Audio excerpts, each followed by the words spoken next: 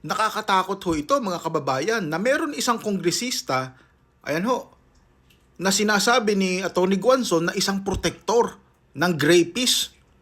Ayan ho ang sabi niya, oh. Si BP Sara daw dapat mismo ang maglabas ng ebidensya sa impeachment. Pero yung grape case ng kanyang asawa, imbis na ilabas niya, ipinuprotektahan yung kanyang asawa at itinago. Paano ho makakasigurado si BP Sara Duterte ng isang fair trial kung meron isang mambabatas na tagalabag ng batas, imbis na sumunod sa batas, binabaluktot. At ang malala pa dyan, pinoprotektahan ang isang alleged rapist. Hindi ho ako nagsabi niyan, si Atty. Guanzon. Pero kung totoo ho yan, dapat tayong matakot.